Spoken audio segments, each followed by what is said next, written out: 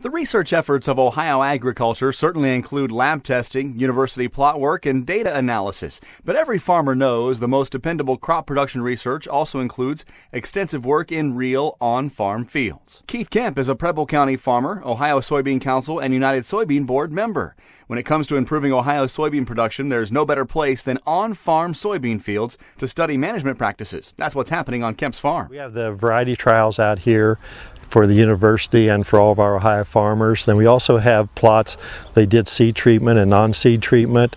They've done fungicide studies and some of the biological work.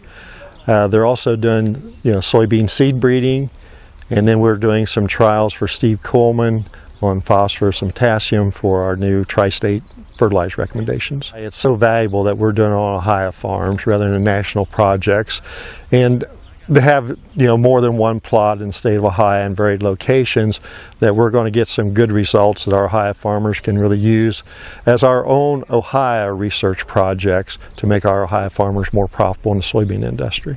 There are few issues more pressing in Ohio ag than the countless questions regarding water quality.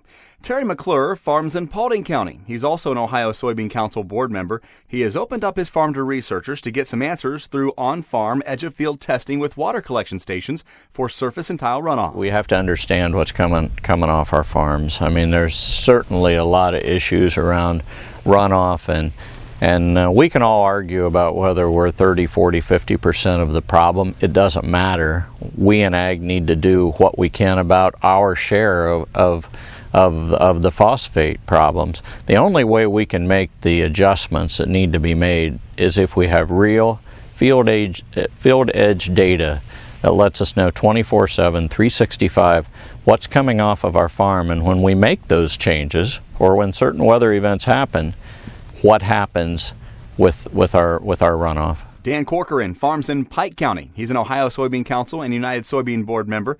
With the misty mornings, rolling hills, and steamy river bottoms, the Corcoran farm faces perennial disease challenges. A nightmare for farm management, but a dream come true for plant pathologists with Ohio State Extension. Well, here in southern Ohio, we have, I guess, a blessing and a curse. We like to get fog here every morning, or close to every morning, and the challenges that we see is a lot of disease pressure. And I think in the Ohio Soybean Council, our objective is to find ways that we can produce more on the land that we have. And one way to do that is to evaluate some of the things that rob yield. And one of those is disease.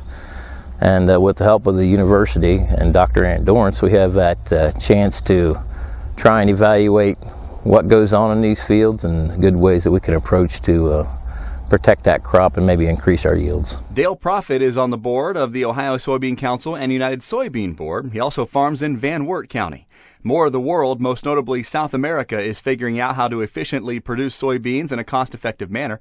Rather than watching as the competitive advantage of soybean growers in the U.S. erodes away to foreign competitors, Proffitt's doing something about it by planting high oleic soybeans. We generally raise 3 different varieties, and medium, short, and longer season. And these have 3 years now have been right in the middle of our production, and there's not been a spread of very many bushels in between. So we think they're very competitive, and we're happy with what they're doing for us.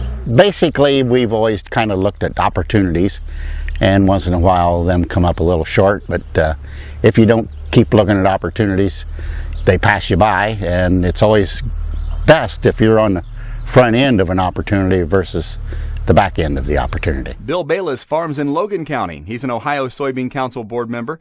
While efforts in growing soybeans more efficiently and profitable are crucial moving forward, there's no point in growing them if they can't be marketed at a profitable price. With this in mind, Ohio soybean farmers are regularly working to connect the buyers of Ohio soybeans with Ohio farms. The Asian countries are probably our biggest customers. I've been on trips with over there. The Asians really prefer face-to-face talking and want to see their actual farmers and who they're doing business with. And we have found very interesting. Some of them want the non-GMO, some of them think, hey, GMO's just fine and dandy with them. We really don't care which one they want.